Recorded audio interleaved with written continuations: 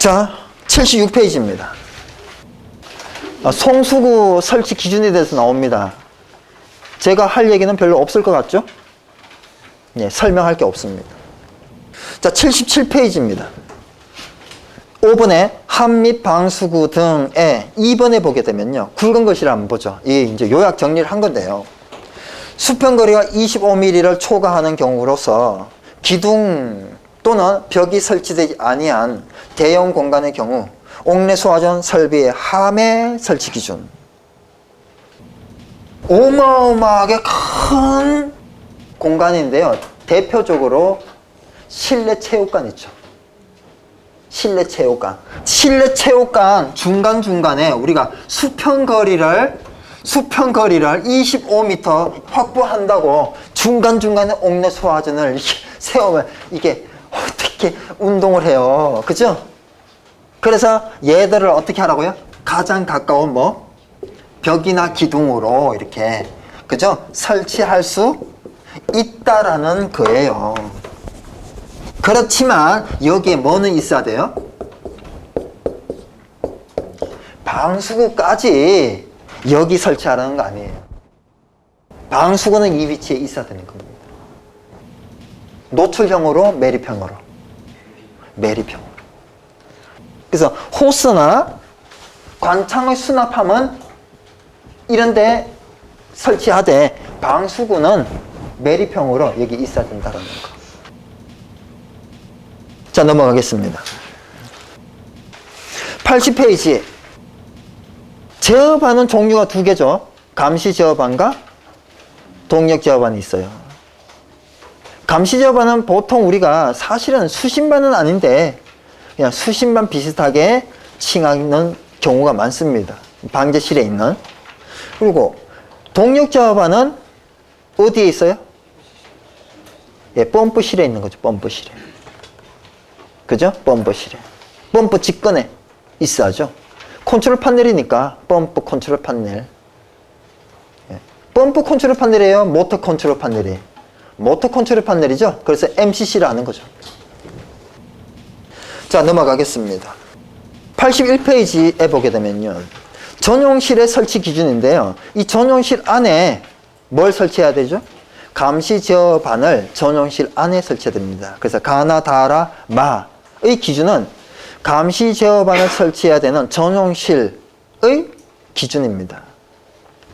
이 전용실은 방화구역을 해야 되고 전용실의 위치는 피난층 또는 지하 1층에 설치해야 됩니다. 결국은 전용실 안에 감시 제어반을 설치해야 되니까 전용실의 설치 기준은 감시 제어반의 기준일 수도 있는 거죠. 그래서 감시 제어반을 어디다 설치하라는 얘기예요, 결국은? 피난층 또는 지하 1층에 하라는 얘기입니다. 물론 예외가 있죠. 1번, 2번 예외가 있습니다. 자, 다라를 보면요. 이러한 전용실 안에는 구비되어야 되는 설비가 있어요. 3개죠. 다번에 보게 되면 비상조명 등 급배기 설비, 그리고 라번에 뭘 설치해야 돼요? 무선기기 접속단자 요 3개를 전용실 안에 비치를 해야 되는 겁니다. 자, 10번입니다. 83페이지 10번에 수원 및 가압송수장치의 펌프 등의 겸용입니다. 네 번째 줄에 보게 되면 고정식 소화 설비라는 게 있어요. 그럼 고정식의 반대는 뭐죠? 이동식입니다. 고정식 설비는 스프링클러 이런 것들이 고정식이고요. 물분무 뭐 이런 것들이 고정식이에요. 그러면 이동식은 뭘까요? 예, 옥내 소화전, 옥외 소화전, 옥내, 옥외, 호스릴 이런 것들이 이동식입니다. 자, 85페이지입니다. 자, 표를 보게 되면요. 표를 보게 되면 내와 배선 표가 있는데요. 1, 2, 3, 4, 5, 6, 7, 8, 9가 있죠. 이러한 전선을 사용할 경우는 어떤 공사를 해야 돼요? 예, 가나 이런 공사를 따라야죠. 그죠? 그리고 그 밑에 있는 내와 전선을 내와 전선을 썼어요. 그러면 공사 방법은 뭘로 할 수 있어요? 케이블 공사 방법으로 할 수 있는 겁니다. 전선의 종류에 따라서 공사 방법이 다르죠. 그래서 내와 전선의 공사 방법이 뭐냐? 한 줄이에요. 근데 450, 750V 저독성 난연 가격 폴리올레핀 저런 전선을 사용할 경우 공사 방법은 어떻게 되냐라고 물었을 때는 참 많은 분량이 있죠. 가나가 포함되어 있는 그거를 써줘야 되는 겁니다. 그럼 뭐가 출제가 될까요? 당연히 위쪽이죠. 그죠? 그래서 더 중요한 거는 다 중요한데 더 중요한 거는 위쪽이고요. 그리고 위쪽은 이미 출제가 됐는데 지금 여러 번 출제됐어요. 2번. 5회 때, 13회 때 위쪽이. 근데 저는 밑에 있는 비고도 비고 있죠. 비고. 내화 전선의 내화 성능은 요 기준도 언젠가는 출제가 될 거라고 생각을 합니다. 자, 우리가 내화 배선을 외웠어요. 그럼 내열 배선은요? 조금만 더 하면 외워지는 겁니다. 한 20% 달라요. 가나는 똑같고 가나 위쪽이 다릅니다.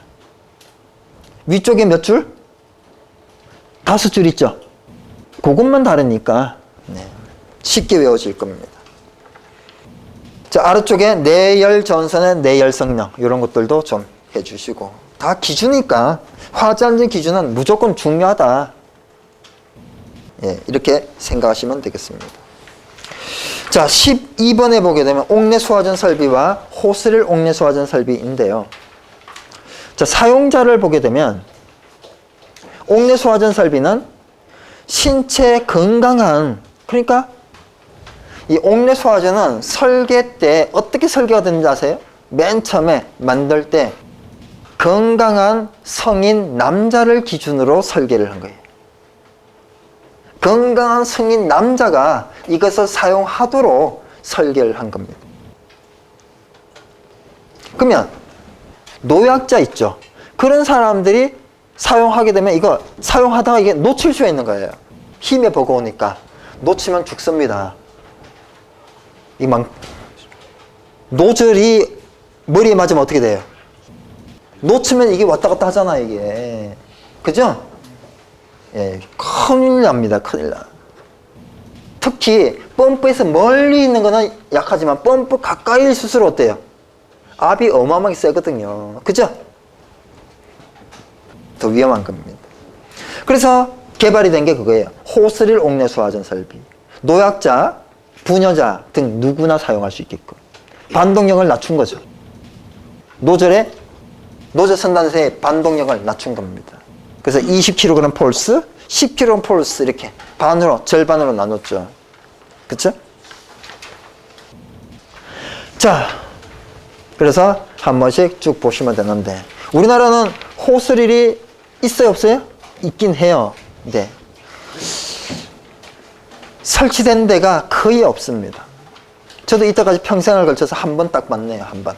우리나라에서. 근데 중국에서는 여러 번 봤고, 태국에서도 봤고, 호주에서도 봤고, 뉴질랜드에서도 봤고, 일본에서도 보고.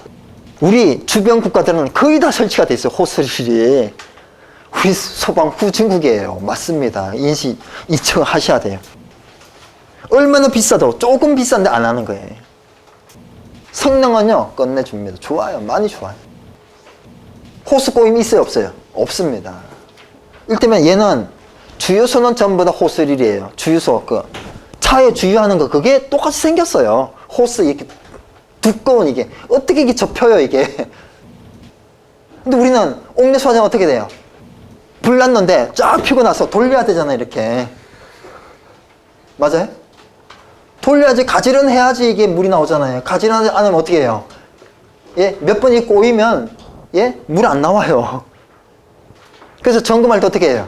일단 쫙 가지런하게 펴고 나서 옥내 소화전 앵글밸브 열잖아요. 쫙 늘어뜨려 놓고, 그죠? 화전 왔을 때 그럴 시간이 어디 있냐고. 그래서 막 달려가서 앵글밸브 딱 열면 물 안 나오면요, 바로 도망가야죠. 화전 왔을 때는 여유가 없잖아요. 심적으로. 그쵸? 그래서 옥내 소화전도 전부 다 호스릴로 다 바꾸라. 이렇게 우리는 좀 강제를 해야 바꾸는 거지, 자유를 주니까 안 바꾸잖아요. 그러니까 아파트에 노유자 많아요, 없어요? 많잖아요. 아파트는 다 이거 바꿔야 되는 겁니다. 자, 여러분이 공부하면서 이런저런 생각도 좀 하시고요. 근데 이런 생각 저런 생각은 20%만 하시고 80%는 어떻게 하시라고요? 암기하시고. 암기하는 방법 어때요? 계속 쓰세요. 암기장에다가 계속 쓰시라고요. 암기장에. 그리고 암기장은 휴대가 간편해야 됩니다.